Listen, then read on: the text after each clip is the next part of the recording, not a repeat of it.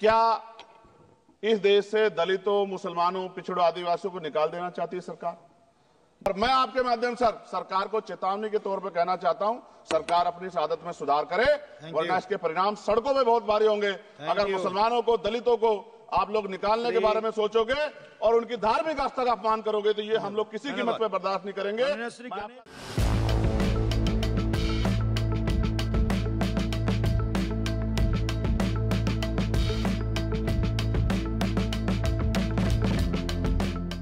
चंद्रशेखर जी। धन्यवाद सभापति जी। राष्ट्रपति जी के अभिभाषण पे मुझे आपने मेरी बात रखने का मौका दिया।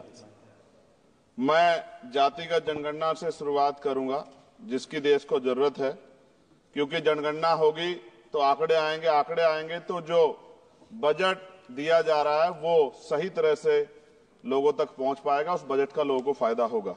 दूसरी बात, अयोध्या में 3 दिन तक पुलिस ने कार्रवाई नहीं की, इसका खामियाजा एक बेटी को अन्याय के रूप में उठाना पड़ा और मुख्यमंत्री जी यहां खड़े होकर राजनीतिक स्पीच में उस बेटी के अपमान का तमाशा बना रहे थे। ये बहुत दुखदाई है। साथ साथ कुंभ में जिनकी जान गई उनको मैं श्रद्धांजलि देता हूं और मुख्यमंत्री जी को आपके माध्यम से कहता हूं कि वो सूची दे दे तो मुआवजा सब लोगों तक पहुंच जाए। बहुत अच्छी बात है। एक आईना सर मुझे दिखाना है देश भर की सरकारों को।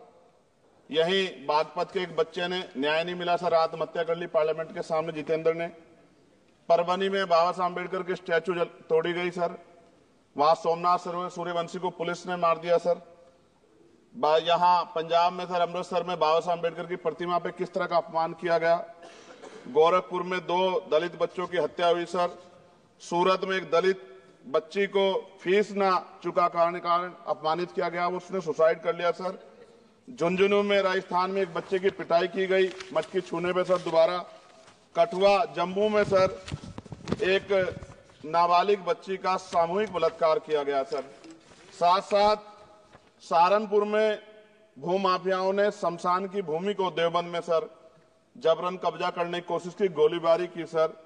आजमगढ़ में सूरज की हत्या सर हो गई है और पुलिस बचाने काम करे अपराधियों को। सर SC ST को पहले जमीन मिलती थी पट्टों के रूप में, कई सरकार ने दी। उन जमीनों को पहले तो दबंगों ने कब्जा के रखा और अब उन जमीनों को सरकार भी छीन रही है सर।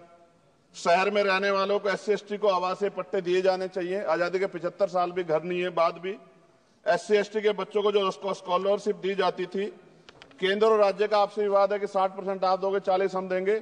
इस चक्कर में कई बार स्कॉलरशिप सब नहीं समय पहुंचती, मानसिक प्रताड़ना होती है, स्कूल परेशान करते हैं, कॉलेज। इसलिए मेरी राय है सर कि 0 बैलेंस पे उन बच्चों का एडमिशन कराया जाए। जब सरकार कुछ करना ही चाहती तो बच्चों को फायदा हो जाए।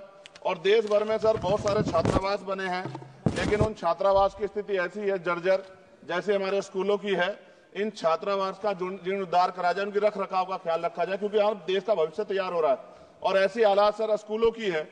स्कूलों के हालात आप देश भर में, मैं उत्तर प्रदेश से आता हूं, जाके देखोगे नगीना क्षेत्र में सर अगर स्कूल गिर जाएगा किस दिन बहुत बड़ा हादसा हो जाएगा, कोई पूछने वाला नहीं है सर।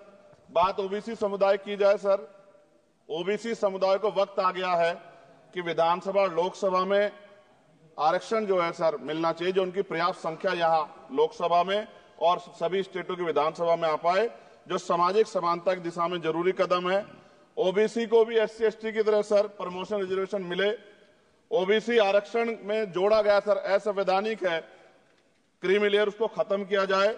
सरकारी स्वायत्त संस्थानों में भी सरकारी विभागों के समतुल्य पदों को चिन्हित किया जाए तथा उनकी समतुल्यता स्थापित की जाए, ताकि इन संस्थानों में कार्यरत OBC कर्मचारियों के बच्चों को भी आरक्षण का लाभ मिल जाए। सर पत्रकार सुरक्षित नहीं है। पत्रकार मुकेश चंद्राकर की सर भ्रष्टाचार के खिलाफ आवाज उठाने पर हत्या की गई सर। कौन पत्रकार ईमानदार से पत्रकारिता करेगा? किसानों को MSP की कोई लीगल गारंटी नहीं।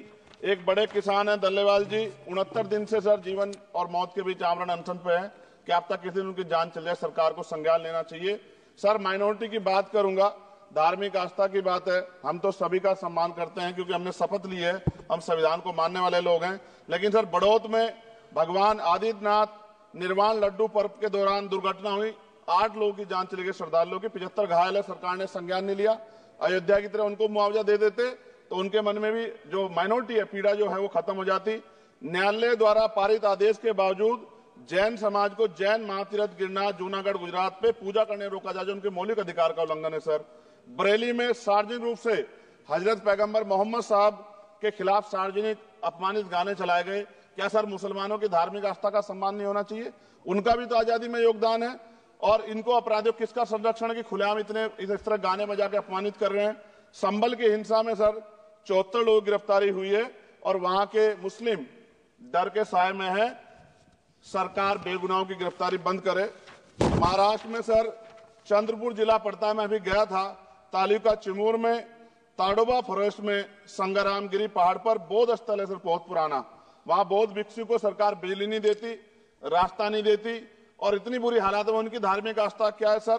तथागत बुद्ध की ज्ञान स्थली होने के कारण बोध गया में बौद्ध धर्म के अनुयायियों के लिए जो बहुत महत्वपूर्ण स्थल है सर, इस स्थल पर अवैध कब्जा हटवाकर बौद्ध धर्म के अनुयायियों को सौंपा जाए। उनमें बड़ी चिंता, देश विदेश से लोग आते हैं, तो यहाँ हमारे देश की छवि भी खराब हो रही है। और अभी 12 फरवरी को सदगुरु रविदास जी महाराज की जयंती है और 14 अप्रैल को बाबा साहब अम्बेडकर की, 11 अप्रैल को राष्ट्रपिता ज्योतिबा फुले। इनको मानने वाले लोग नए कार्यक्रम करना चाहते हैं। अभी जिस विचार की सरकार है सर, वो तो कोई कार्यक्रम कर लें, लेकिन अगर ये कार्यक्रम करना चाहते हैं तो इनको कोई छूट नहीं है और नई परमिशन नहीं मिल रही। खत्म करूंगा सर, अंत में थोड़ा सा और रह गया सर, इसको खत्म करूंगा। लेकिन सर मैं जानना चाहता हूं, क्या सरकारी पैसे पे एक ही धर्म का अधिकार है? दूसरे धर्म के धार्मिक आयोजनों पे अभी कुंभ में 7,500 करोड़ रुपए खर्च किया आपने। आप रविदास जयंती पे कितना खर्च करेंगे? आप 14 अप्रैल को डॉक्टर बाबा साहब अम्बेडकर जिनकी जय जयकार होती है उन पे कितना खर्च करेंगे? और उनके विचारों को आगे बढ़ाने के लिए आप क्या सहयोग करेंगे? ये सवाल बहुत बड़ा है। और अंत में सर मुझे आपसे, आपके माध्यम से सरकारों को कहना है सर, क्या इस देश से दलितों, मुसलमानों, पिछड़ों, आदिवासियों को निकाल देना चाहती है सरकार? जिस तरह से उनके अधिकारों को, स्कॉलरशिप को, उनकी पढ़ाई को, हेल्थ सिस्टम में कोई पैसा नहीं खर्च हो रहा है, क्या उनको निकाल के इस देश को ऐसा देश बनाना चाहते हैं जहां कुछ ही धर्म के लोग रहेंगे? सर मैं ये कहना चाहता हूं, देश सबका है और अगर सरकार ये तय करके बैठ गई कि वो दलितों, मुसलमानों को, पिछड़ों को, आदिवासियों को निकाल देगी, तो सर ये संभव नहीं। इतनी बड़ी आबादी है, हम अम्बेडकरवादी लोग उनके पक्ष में खड़े हैं क्योंकि हमने शपथ ली है कि हम हर व्यक्ति का संरक्षण करेंगे। और मैं आपके माध्यम से सरकार को चेतावनी के तौर पर कहना चाहता हूं, सरकार अपनी इस आदत में सुधार करे वरना इसके परिणाम सड़कों में बहुत भारी होंगे। अगर मुसलमानों को, दलितों को आप लोग निकालने के बारे में सोचोगे और उनकी धार्मिक आस्था का अपमान करोगे तो ये हम लोग किसी कीमत पे बर्दाश्त नहीं करेंगे। मैं आपका धन्यवाद करूंगा सर, लेकिन साथ साथ मैं ये भी कहूंगा सर, और सर खत्म कर रहा हूं सर, 10 सेकंड में खत्म कर रहा हूं सर, आप आदेश करेंगे तो खत्म कर दूंगा। खत्म कर दीजिए, एक सेंटेंस बोलिए। 10 सेकंड में खत्म कर दूं सर, एक सेंटेंस में 10 सेकंड ही आएगा, बोलिए। सर मैं बस ये कहना चाहता हूं कि सरकार सभी का ध्यान रखे और उनमें भी गरीबों का ज्यादा ध्यान रखे, क्योंकि सर अभी जेब कटाई हुई 2800 रुपए का टिकट है सर इलाहाबाद का, 56,000 रुपए का था सर। मैंने मंत्री जी से कहा, तब जाके उन्होंने संज्ञान लिया, तब आधे रेट हुए। इसलिए कह रहा हूं, धर्म के नाम पे धंधा और लूट नहीं होनी चाहिए सर, इसकी जिम्मेदारी सरकार की। धन्यवाद सर।